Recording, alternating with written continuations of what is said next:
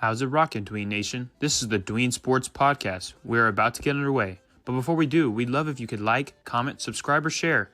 We are posting weekly sports content, and we want to build up the brand that is Dween Sports. Thank you all, and enjoy. Welcome in, Dween Nation. This is your host, Justin Pies, alongside Genoa Agudelo, and the NFL Draft has come and gone. A lot of fireworks, a lot of storylines coming out of the draft. The schedule releases in a couple of weeks. Football, there's still a lot going on, even though we're in the offseason. And today we're going to discuss the winners of the NFL Draft. We each have picked 3 teams that we think made some very impressive picks. And discuss why they're great picks and how it's going to affect the team moving forward. But before we discuss all of that, how you doing, my brother? Yo, Dween Nation. Justin, what a draft this was. I mean, it had a lot of storyline. It had some drama. It had some confusion. I mean, one of the drafts that we're going to look back. I mean, similar to the NBA, draft in 2003 where it was LeBron, Melo, D-Wade, and a little bit they drafted Darko. It's one of those things that we're going to talk about. Man, they should have gone that way. And Justin, what an interesting draft it was. I mean, that first round was so entertaining. I've never been so entertained watching the draft. And these players are going to pan out, I believe, even in the second and third round in fantasy, which we'll be able to talk about later going into May. But Justin, man, I really love these picks, especially the first to fifth picks there were so cool to watch. I mean, just entertaining, the trades. But I'm really interested to see how these top 5 picks, how they break out in their rookie years. Oh, yeah. Because I'm looking to drafting a few of these guys in Dynasty. Definitely, and that's a big exciting thing kind of on the way. Dynasty drafts you can schedule them now whenever you want and draft your bet. Like I just traded in our Dynasty League. I traded for the first overall pick so I could get myself some Ashton Genty love because I love the landing spot.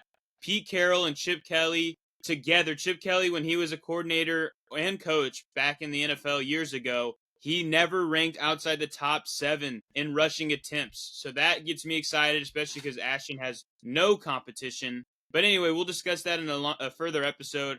And for those also curious about the Shedeur Sanders talk, we are also having a losers of the draft episode, and we might have to discuss that just a little bit, as well as the teams who lost the draft. But let's dive in here to the best picks from the best teams. And I'm going to start with the team who had the first overall pick in the Tennessee Titans. They're my third highest draft winner. They start their draft getting their new franchise quarterback, Cam Ward. Now we know Cam Ward maybe is not the best quarterback to come out of the last 5-6 years in the NFL draft, but he was by far the best one in this draft. And I really love the fit here. They need a quarterback. They only have Will Levis in that quarterback room. Why not set your team up with a new franchise quarterback? And also back it up with some really solid steals, especially in the 4th round, getting Alec Ayominor and Gunnar Helm. I love those 2 picks. Chiga Konko has been a guy who's just been there, hasn't really been a game changer for this team.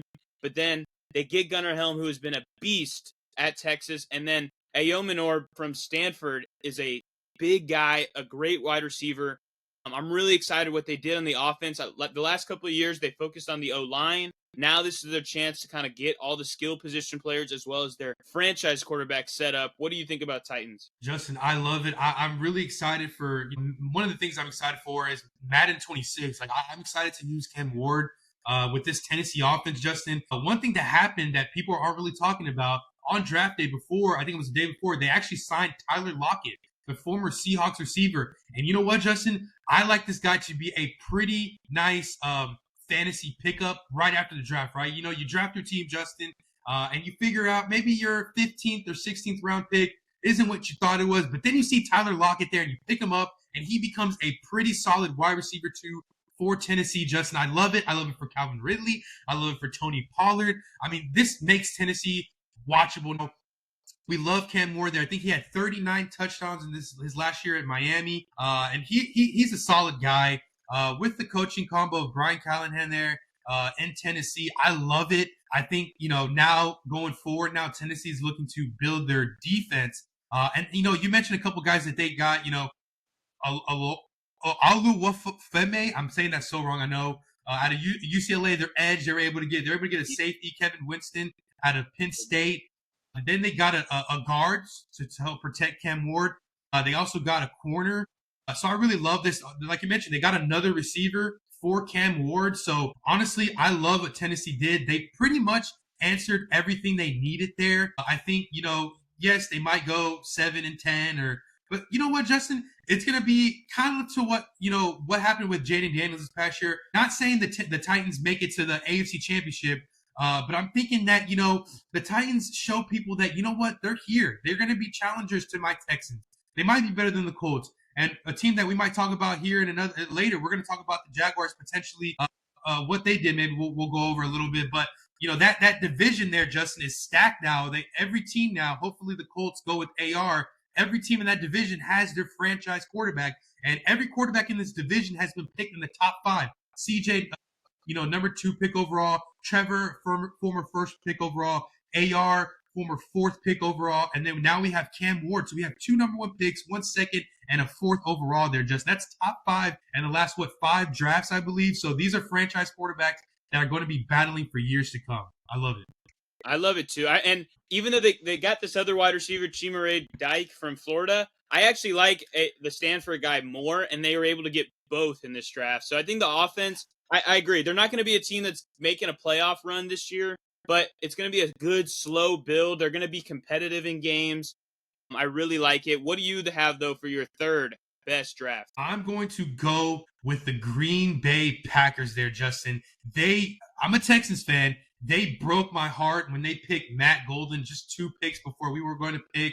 I didn't think Minnesota, who I believe had the 24th pick, I knew they weren't going wide receiver because obviously they have the best wide receiver in the league. Not to mention Jordan Addison also had a great second half of his season. But you know what, Justin? Green Bay, they ripped my heart out of my chest, but still, I understand it because look what they did, Justin. First pick their first pick in the first round, 23rd overall. Matt Golden out of Texas there to go along with Christian Watson. We don't think he's going to play this year. I think he tore his ACL towards the end of last season, but I do think that he can go along with Wicks and Dobbs and Jaden Reed there. And then they went offensive lineman. You got to protect your franchise quarterback whom they've already paid. They went with Anthony Belton there out of NC State. And then they got another wide receiver, Savion Williams, speedy guy there. And then they went defense. They got an edge rusher with Barron Sorrell. And then they got a linebacker, Colin Oliver from Oklahoma State, a D tackle from Georgia. Those Bulldogs, even though this guy went in the 6th round, still pretty good there.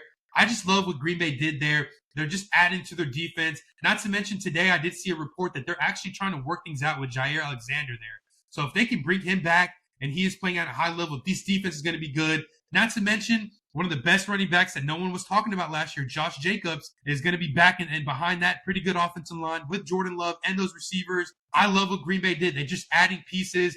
They lost in the first round to Philadelphia, and they're in a loaded division, right? The Bears, who we're definitely going to talk about in this episode, the Lions, who won the division, and the Vikings. I mean, this division is going to be a bloodbath, but it's going to be very interesting to watch.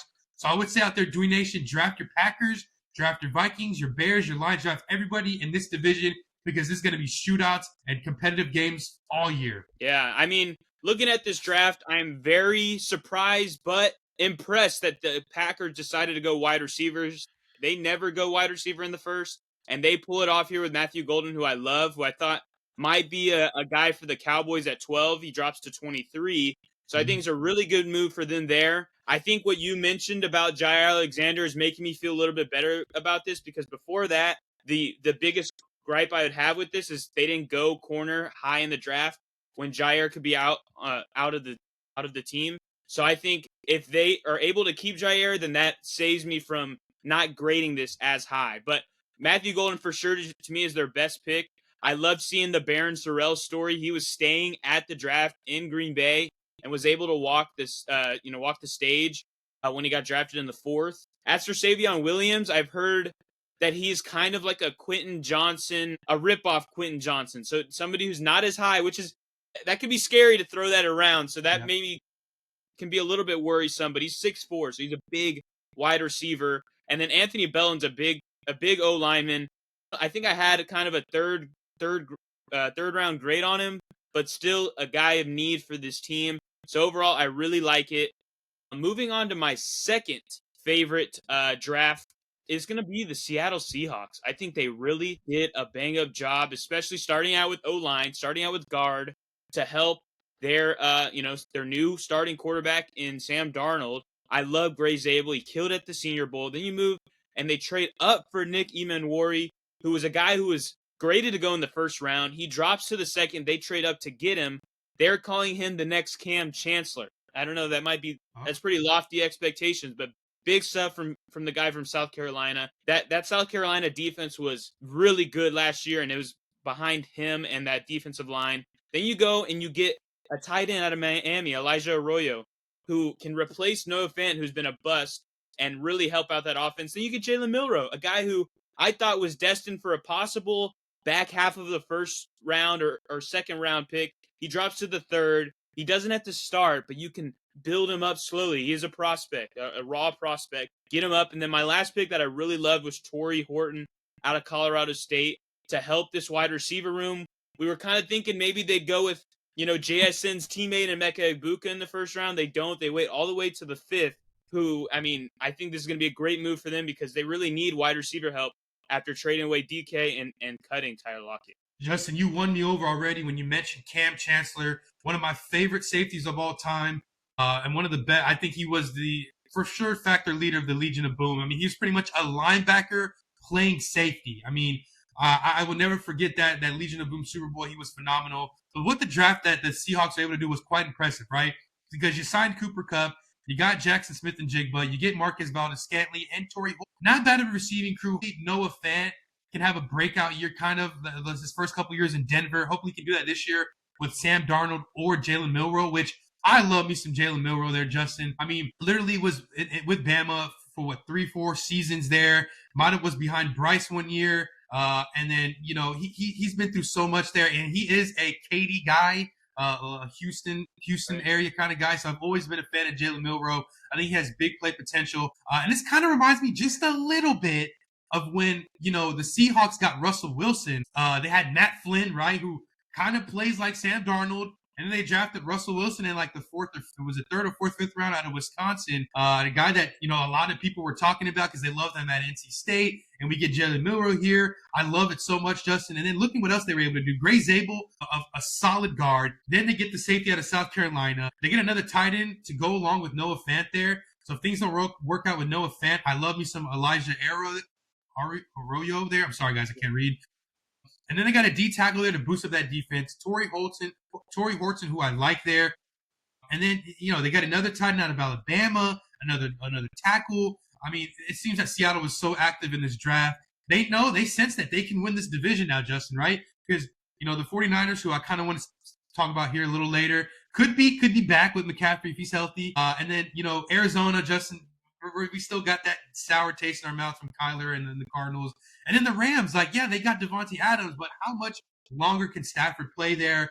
Is that defense really that solid there a year removed from Aaron Donald's retirement?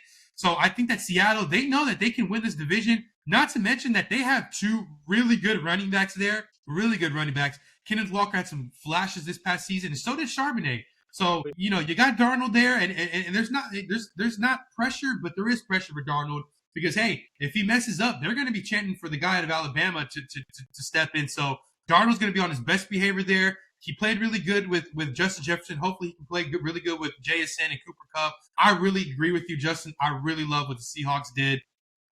For me, I'm going to go with the Ravens as my second winner, Justin. Now, they had a really good season there. They lost to Buffalo. One play, if Mark Andrews catches that play, that catch, I think they go up one or they tie it. And who knows what happens from there. But I really love what Baltimore was able to do there, Justin. Because look, here's one of the things that when I look back at the Ravens past season, they got torched by Joe Burrow twice. I mean, they were just getting torched all over the place there. But they address safety. They get Malachi Starks. And then they get Mike Green, the edge out of Marshall. And then they get offensive lineman, Emory Jones Jr. out of LSU, really good there.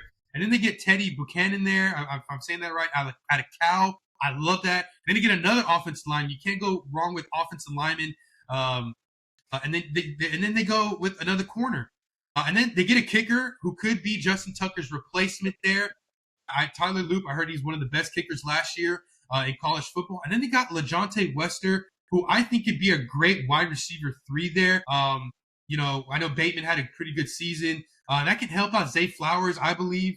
And then they build the rest with defense, and then they get a guard out of LSU, which I love there. So they get 2 offensive linemen from LSU. And so I just love what Baltimore was able to do, kind of patch up that defense, get Lamar a couple wide receivers there. Hopefully they're able to patch up that relationship with Mark Andrews, because there are trade rumors at this very moment right now, Justin, that Mark Andrews could be shopped around. Hopefully, I think now that the draft is over, maybe not. They still have Isaiah Likely there, who's a stud. I really love what Baltimore's able to do. I think they're the best threat right now, in my opinion, in the AFC to the Chiefs. It's not really Buffalo no more. And I think that if they were to run it back against Buffalo, they would most definitely win this matchup just because of this draft. Yeah, no, I agree. I completely agree. This draft is really good for this Ravens team. They're always able to find good defensive pieces in the draft. They started with Malachi Starks, who is by far the best safety in this draft. And at first you'd be like, well, dang, don't they already have Kyle Hamilton? Well, now they got both. Both guys are going to be on the field every play. It's by far the best safety duo in the league. Then you move to Mike Green, who I had a first-round grade on. He drops because he's got a current off the field situation, but I do believe it's going to be resolved. So if that happens, Mike Green is probably the biggest skill in the entire draft to me at this point, if he's able to play. And then Emory Jones, who for a while was before this past season, he was regarded as a first-round, second-round pick. He drops to the third, doesn't have the best season he can, but I love that there. I think he can build out into something. Then you get Tyler Loop, who could replace Justin Tucker, sure. And I really like LeJontay Wester out of Colorado, a guy who, I mean, right now, the Ravens wide receiver room is just always it's missing a star. And I'm not going as far as to say the 6th-round pick is a star, but you need to continue to throw people in this room to build. And he showed a lot of flashes at Colorado, so I really like it. I agree this should be included in top drafts. I'm going to move to my number 1 draft in the entire 2025 NFL draft, and it is the New England Patriots for me. They had the 4th overall pick. They go for many people would say boring pick. They get O-line, but a much-needed pick to help Drake May, to be a stalwart on the O-line. And it's really a surprise because they signed Mike Vrabel as their new head coach, who's a defensive-minded guy, but they really dive into the offense where it's needed. They get another running back who is my second favorite running back in this entire draft, Travion Henderson. Like Ramondre Stevenson owners, be worried because his time is coming to an end very soon. Travion Henderson is explosive. He's got that Jahmyr Gibbs explosiveness. I'm not saying he's Jahmyr Gibbs, but he's got that explosiveness to really change this Patriots offense. And then to me, one of the most underrated players is Kyle Williams, wide receiver. He has been cooking. I thought he was a for sure 2nd-round pick. He drops to the 3rd. Same with Jared Wilson, who I heard is the ultimate character guy and can sub in right here on the O-line. They're really making this O-line something special. They're solidifying the running back room as well as the wide receiver room. They pick up Diggs in the offseason. Mac Hollins, fine. Kyle Williams now. I really love what they're doing. I think their defense is going to be really solid. I know they don't dive into it that much in this draft, but I think with they steal Braden Swin and Joshua Farmer in the 4th and 5th. Great picks for this team.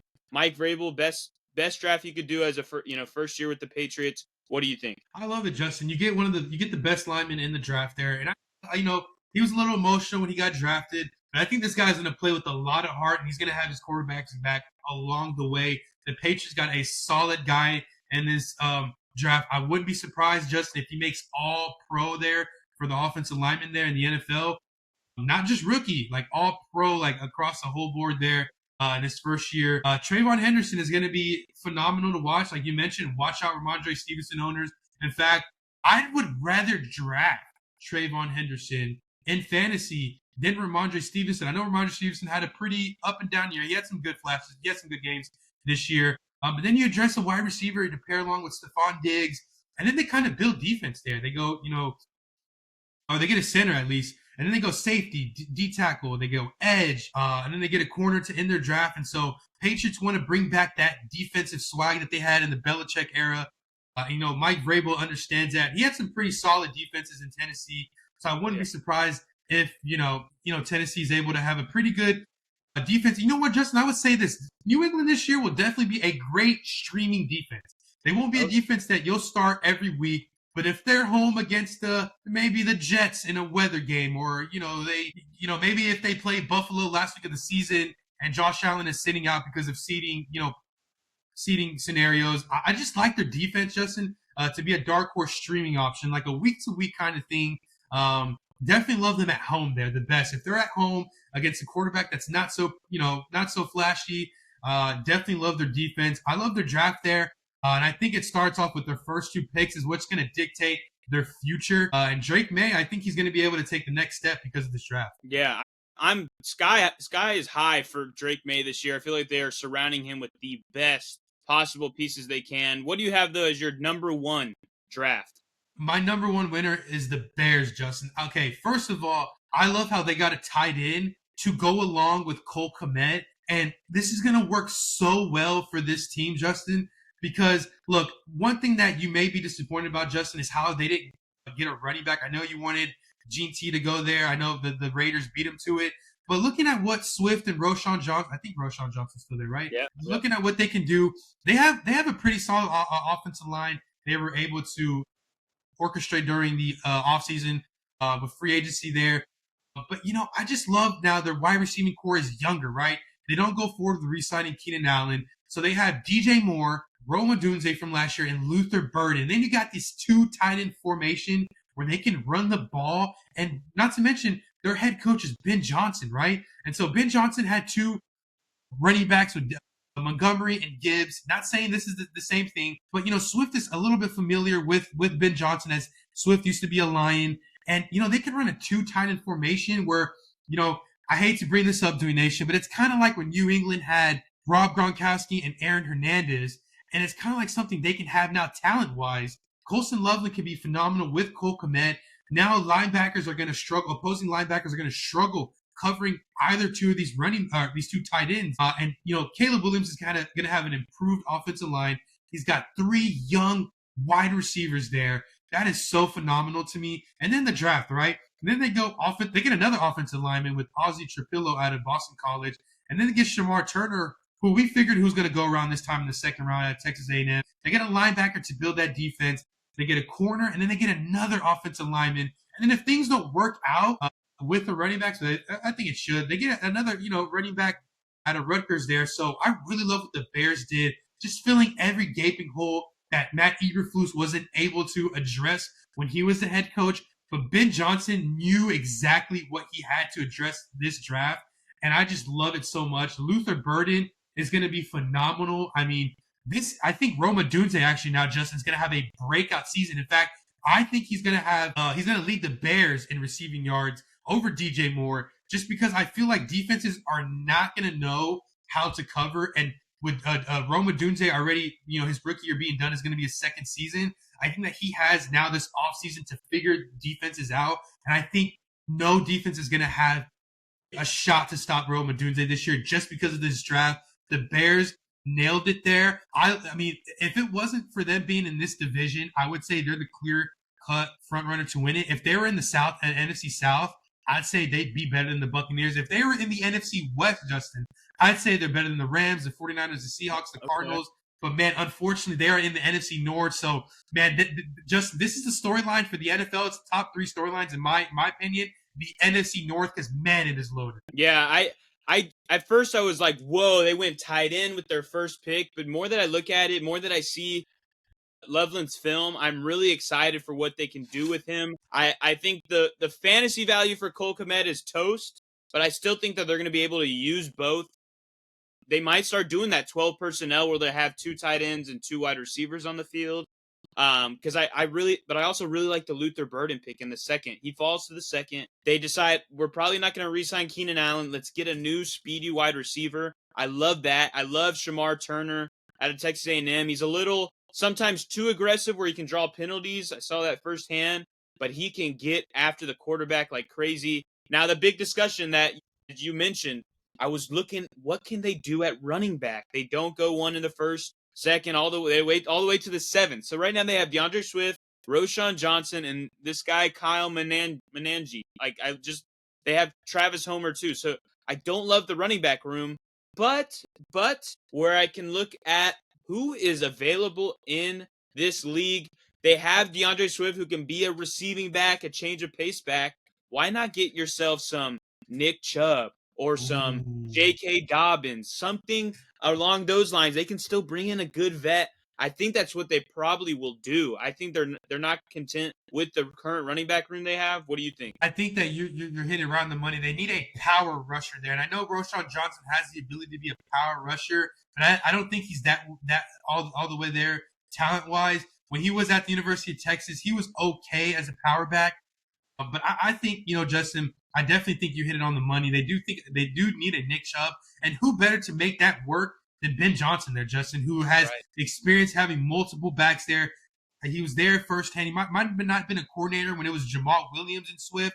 I think Jamal Williams had led the league in touchdowns that year. Might have been 2022, 2023. But Justin, I want to have an honorable mention here of a team that we won't talk about much. I just want to get into it real quick. The 49ers there, Justin.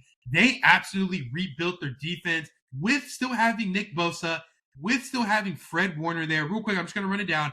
Michael Williams out of Georgia, phenomenal. Alfred Collins out of Texas, phenomenal. Nick Martin, linebacker out of Oklahoma State. They go Uptown Stout out of Kentucky corner. Not a lot of people know about him, but these 49ers, they find these gems, right? Then they get C.J. Watkins. So their first 5 picks, defense. And then they kind of address this running back, this wide receiver thing with, Debo not being there, being traded to Washington. And we're not sure what's going to happen with Ayuk. If he stays and he's healthy, I know he did tear his ACL like week 7. Then get Jordan Watkins, not bad, receiver out of Ole Miss. And then Jordan James, running back out of Oregon, which nobody was talking about. I love Jordan James. Literally one of the most underrated running backs I've ever seen. He was pretty good at Oregon. He was part of the reason why they were pretty good, number one, team in the country. And then they get a guard. But looking at the 49ers depth chart, right? I mentioned real quick, I know they traded Debo, but they have Pearsall, they have IU. If they can get McCaffrey healthy again, Guriendo, I know they probably won't use Jordan James, but if they can push Jordan James into this second running back kind of depth chart there over Guriendo, I love it. And they just extended George Kittle today, and this defense is looking pretty good there. I'm not going to lie. So I really love what San Francisco's done. They've lost Super Bowls because defense couldn't capitalize with a lead. So maybe that's what, this organization and Kyle Shanahan was thinking. So just an honorable mention there, the San Francisco 49ers. No, I think that's good, mentioning a good honorable mention. I'll think of one as well, because I do like what you're mentioning. Georgia edge rusher sounds too good in the first round to pair with Nick Bosa, because they lost a lot in this offseason. They lost Dre Greenlaw. They lost Charvarius Ward. They're really needing to replace some big pieces. Yes, Hufanga to the Broncos. Mm-hmm. So I'm glad they actually dove into the defense a lot. And then, as you mentioned, I do also really like Jordan James. And the 49ers are always known to picking a running back in like every draft.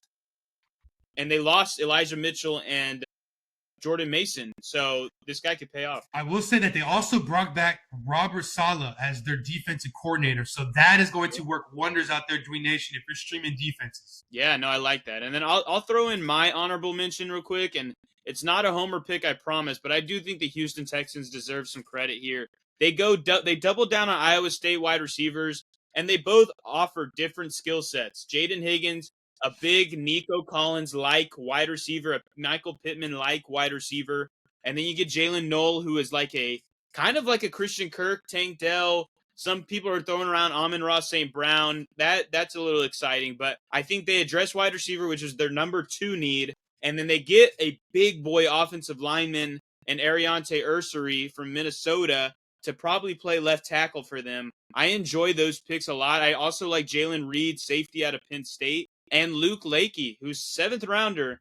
But Iowa has a really strong history of really good tight ends. George Kittle, Sam Laporta, Noah Fant, for example.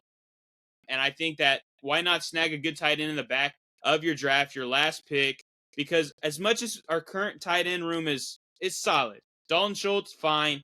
Brevin Jordan coming off the ACL injury. And then Kate Stover, who is a solid pick for them last year. I think Luke Lakey could be someone of interest to keep your eye on. But Dwayne Nation, those are our winners of the 2025 NFL Draft. We had 3 teams each and honorable mentions. So we discussed 8 different teams. If you're curious on, oh, did my team lose? Or I'm just curious, who are the losers? Go check out that episode. We're about to do it right now.